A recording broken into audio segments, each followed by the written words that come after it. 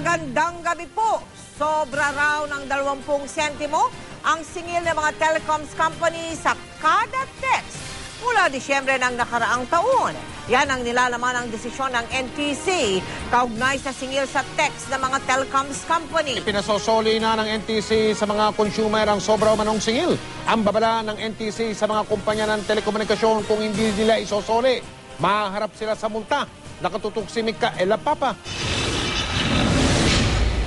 Sa inilabas na desisyon ng National Telecommunications Commission o NTC, lumabag daw ang telecommunication companies sa utos ng ahensya na ibaba sa 80 centavos ang singil sa off-net text messages. Ayon sa NTC, dapat noong December 1, 2011 pa raw ito ipinatupad ng telcos, kasabay ng pagbaba ng interconnection charges sa SMS sa 15 centavos mula 35 centavos.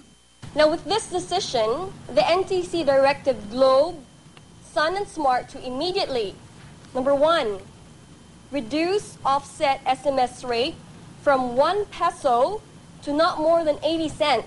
Kaya utos ng NTC, ibalik sa mga consumer ang 20 sentimong sobrang singil kada text simula December 1, 2011. Based on the order, they will submit to the commission kung paano nila gagawin yun. Unlimited services, unlimited offerings are not covered by the order. Pagbubultahin din ang mga telco ng 200 piso kada araw simula December 1, 2011 na hindi sumusunod sa utos ang mga telco.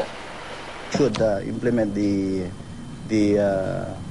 lowering of the rates immediately, but the telcos are not prevented from making the proper recourse. They could secure TRO or they may file an appeal or other legal remedies. Ayon kay Mon Esberto, tagapagsalita ng Smart Communications, pinag-aaralan pa ng Legal Department ang magiging aksyon ng network sa naturang desisyon. Iginiit naman ng Globe Telecom na walang nakasaad sa circular tungkol sa 80 centavo price ceiling. Gagawin daw nila ang lahat ng paraang legal upang mapangalagaan ang karapatang magdikta ng presyo sa kanilang serbisyo. Ang Digitel tumanggi munang magbigay ng karagdagang statement habang pinag-aaralan ang kanilang mga opsyon. Mika Elapapa, nakatutok, 24 oras.